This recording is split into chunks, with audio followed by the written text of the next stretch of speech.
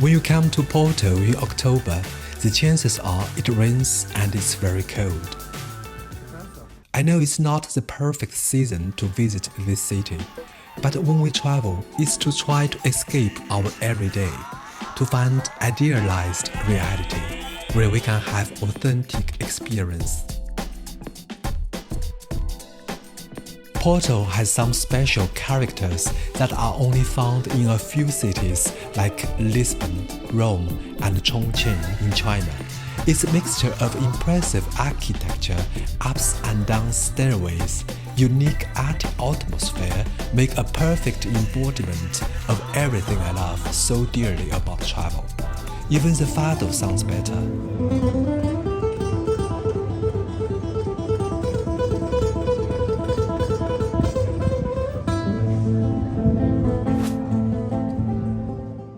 Towers and cathedrals, beautiful architecture, sublime pastry, incredible food, legendary port wine, Eiffel Tower-alike bridge. Even the train station is a work of art. There is so much to see, to eat, to do here. We are delving into this beautiful city as we are rediscovering it. This chapel, dating from the early 18th century, was restored and extended later. The 16,000 tiles were laid in 1929. They make this beautiful chapel even outstanding.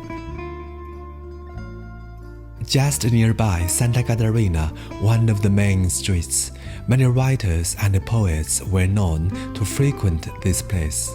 It gets an elegant and relaxed atmosphere.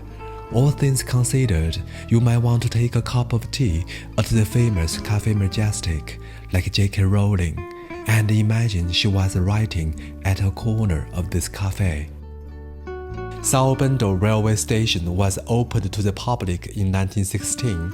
It has been declared UNESCO World Heritage Site and as a national monument of Portugal.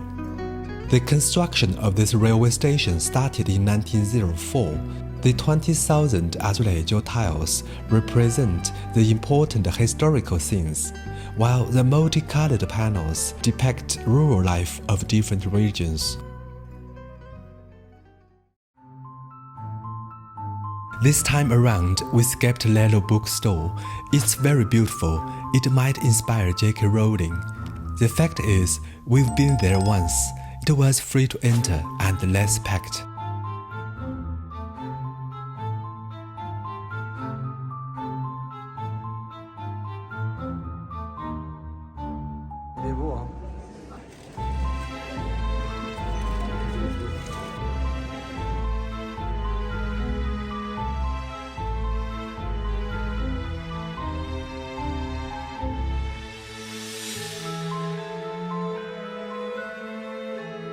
After wondering what does Flores, we found ourselves in this historical center. Its colorful buildings and narrow streets tell the stories of centuries past. It's very touristy, but it has a pleasant vibe.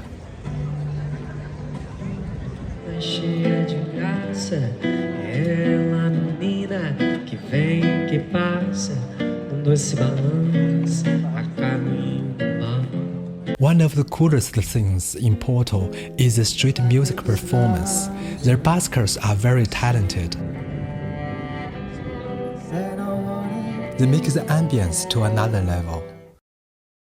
By crossing the Luís First Bridge, we admire the views of the Douro River and the colorful facades of the houses. Port wine in barrels coming from Douro Valley, ages and stores here in Vila Nova de Gaia. There are more than 60 cellars. 20 of them are available for one tasting tour. Ce sont de sardines millésimées? Non. Non, ok. Pourquoi ils sont chers? Là, c'est pas très cher, 7 € la boîte. Mais c'est une boîte qui sont à 15 €, 19 €. Ça, c'est le sardine normal.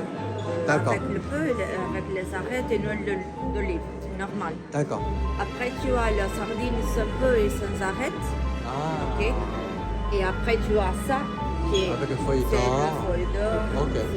Le cher, c'est la sauce. Ah. C'est 22 €, 31 et Okay. actually. The process of making these tins, it's like in the old ways. Okay, by hand. All the fish does not have the skin or the bones. They are taken by hand.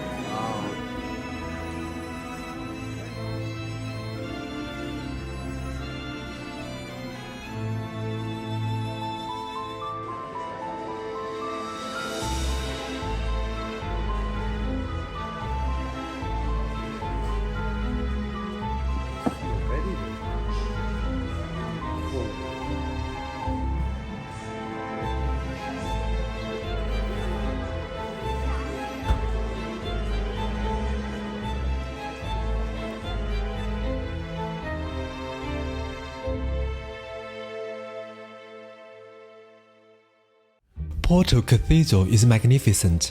It's one of the most important religious and architectural sites of the city. The construction started in the 12th century by initiative of its first bishop. The building reached its present dimensions in the 13th century, and the following century the amazing cloister was added on and built in Gothic style.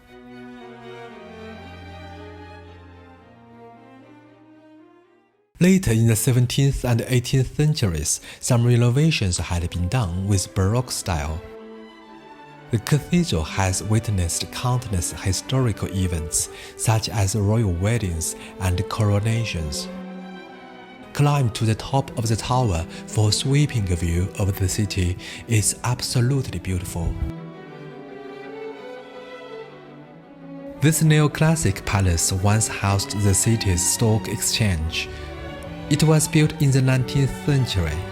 Porcelain, silk, agricultural goods had been stocked here. Nowadays, this private palace serves as offices, museum, wedding reception, and other ceremonies. The ornate Arabian Hall is an architectural jewel. The main door is not centered. It's been built this way deliberately with respect to the tradition.